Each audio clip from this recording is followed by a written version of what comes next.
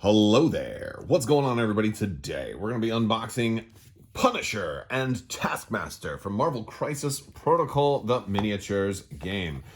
This one has actually been out for a little while. I did not get this one in until a little bit more recently because I guess my store didn't get this one in, so I had to order this one online. I went through Amazon and it showed up a little bit later because, you know, that's what happens when you don't pre-order. You gotta kind of try and get stuff when you can. This one kind of got a little crushed in shipping. Look at that box. Good thing it's all on Sprues. But yes, we're getting really close to the X-Men coming out. I do have those pre-ordered. So if you are a fan of Crisis Protocol, be sure to stick around and see what is coming from the X-Men. Looks like there's no damage to any of the components on the inside, so that much is good. Although this bag, some of those things rubbed against a little bit, so hopefully everything's still good. I'm gonna actually put these together too, so we'll put those together. We'll take a look at the cards and see everything that comes in this box, and we'll go from there. So let's see what we got here. All right, so first up we have the Punisher here. He's gonna cost 3. He's gonna have 3 for defenses all across. He moves at a medium. He's a height 2 and has 6 health. He's got hip fire, which is gonna be free. And of course he's going to gain 1 power after it, and he's got rapid fire. He can make an additional hip fire check. It must be against the target of the original target character, and of course he's not going to gain another rapid fire. So that's a pretty awesome ability that he can attack twice. It's not the strongest attack, but it's going to get him 1 power even if he misses. So that much is pretty cool. So it actually kind of gets him 2 power even if he misses twice. So I kind of like that ability.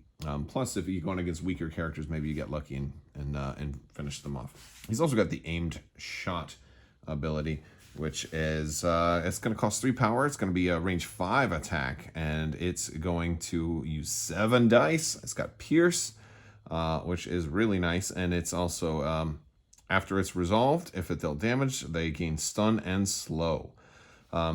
He's got no more second chances for his superpowers. It's going to be a 0 cost. And you can discard 1 or to 3 punishment tokens during the next attack made by this character this turn. Add 1 die to the attack roll for each punishment token that was discarded, and this can only be used once per turn. Those punishment tokens are going to be here on the cardboard insert, and then we're going to get a couple of other tokens there as well. Yes, there we go. We got Punisher on there. He's not happy looking on those tokens. We've got Spec Ops training for 2. You can advance short, and he can do that once per turn. He's got Warzone as an action, which also costs 3. This will consume one of his actions. You can choose an interactive terrain feature size 3 or less within 4 of this character. Enemy characters within 1 of the terrain features suffer 2 damage. The terrain feature is destroyed and removed from the battlefield. You can only use it once per turn. So he basically blows up. He sets some explosive charges and blows something up. And then he's got a permanent ability, the passive of the Fallen here. Whenever an allied character is dazed or KO'd, he gains a punishment token. You can have a maximum of 3 punishment tokens. So when people, when people are dying, he gets mad and he wants to take vengeance, which is pretty fun. So if we flip him over, he's going to have 5 health. I think everything else stays the same. No more second chances. Still there, the Fallen, Warzone, and Spec Ops training. There we go. Next up is Taskmaster. And he is also going to be 3. 3, 3, 3, 3 across the board as well, with a height 2 and medium and 6 health. So his top stats identical to Punisher's. He's going to have 3 attacks, though. All of them are going to be physical. He just like Punisher's, but he's got Sword Strike, which is a range 2, so it's a melee. Costs 0 power, 5 dice, and of course he's going to gain power, and it's going to have Bleed on it. He's going to have Shield Throw, which is going to be a free attack also, 4 dice at range 4, so a little bit less dice, but good ranged attack.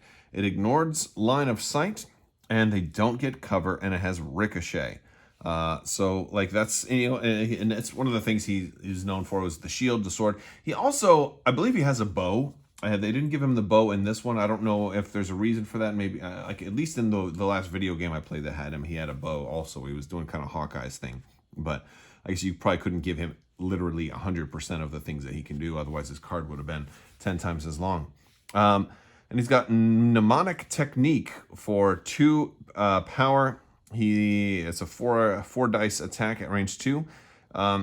Add dice to the attack roll equal to the target's defense, and then the target character cannot modify or re-roll dice during this attack. So that's like almost guaranteed to do some damage, although it does not gain you any power. It has no extra stuff, but if you just actually have to kill somebody, that's probably a good way to go. All right, so he's got photographic reflexes as an active, and that's going to cost 2 for his superpowers. After an attack targeting this character is resolved, this character may use this superpower. If the attacker is within distance 3, roll 4 dice, deal 1 damage to the attacker for each bang and wild rolled. If the attacker has already targeted this character with an attack this turn, roll 6 dice instead of 4. Ouch. That's a nice way to do some extra damage. And then he's got 3 passives, which is really interesting. Intuitive pattern recognition. If an enemy character targets this character with an attack that has already targeted this character with an attack this turn, add 2 dice to the defense roll. So if you don't get him the first time, you better give up. Martial artist, when he is defending against a physical or energy attack, targeting it from within 2, then he adds blanks to his total successes. So, if you're trying to hit him up close, he's going to be able to dodge a little bit easier. And then Rogue Agent, which is the same thing that Winter Soldier has. One character with Rogue Agent counts as an affiliated character during squad building. So he can join any old team he wants, and he can kind of make it, he can join the League of Extraordinary Taskmasters or whatever affiliation. He can become an Avenger. He can become a Cabal. He could become, the Black Hand or whatever. For just during squad building. And flipping him over, he's also goes from 6 to 5 for health, just like Punisher did. And I believe everything else is the same on there. Still 3-3-3 across for defense. Yeah. We also have some other cards to take a look at. We get Heavy Ordnance. This one's pretty interesting. It just gives them an extra attack here for Explosive Barrage. Not the strongest attack, but it's decent. It's a 6 damage attack. They can't add any extra dice to it, unless, of course, it's from bangs. But it also has the explosive special rule. Anybody can spend this. It costs 2 to be able to do this attack. Doing the attack still counts as one of your actions, it looks like. But there's some characters that don't have a good attack. So, I don't know if this is really the best card for one of these guys. But I do think it's nice to be able to have a card like this in your repertoire for some of those support characters that maybe don't need to support on a given round, and maybe they're ready to blow something up, which is kind of cool. We've also got Extreme Conditioning here, and this one is maybe one of my favorite cards I've seen in a while. Costs 2 power, and somebody can advance with the long movement tool during their movement, which is going to be really, really fun to do something like this with Hulk being able to move at speed L as opposed to speed S. So long range instead of short range. That's really, really fun. And we've got Blood, Red, and Personal here. This is for Punisher specifically. During the power phase, an allied Punisher may spend 4 to play this card. So you have to do it early. Each time an enemy character is KO'd this round, Punisher's controlling player gains a victory point. So if you're going to go for kills, and Punisher will kill people, right? He's not Batman. He's not just going to wrap them up and send them to the cops. He's going to kill people. And if they die, he gains victory points that way. That's, and that's one of the things about Crisis Protocol. You don't always play to kill other characters. A lot of times, to win, you're going for the, you might, daze somebody for a little while, but to really KO characters is not always the way to win, but for him, maybe it is. Let's go ahead and take a look at these sprues real quick, and then I'll put them together, and we'll see what we've got. So we have we've got our bases. Oh, this one's about to fall off, but that's okay, because I was going to clip them off anyway. We've got our 4 bases, which are pretty standard. We've got, first up is, I think this is the Punisher's sprue. We've got his little Punisher logo on the shirt there. We got the legs to... that's a big old gun, and there he is. All right, there's the back of the sprue. And then we've got Taskmaster with his beautiful cape. Capes are a good thing, man. A lot of caped characters. There's a lot more caped characters in here than in Star Wars Legion, although we are getting Lando very soon, so that's exciting. And there's the shield, and yeah, I don't think I'm missing anything from here. We get that big old scabbard right there, and the sword, and yeah, there's actually a couple of characters with swords now, and a couple of characters with capes. So maybe there's some cool build ideas for you there. Have this guy team up with maybe Baron Zemo or Doctor Strange, or maybe both. Who knows?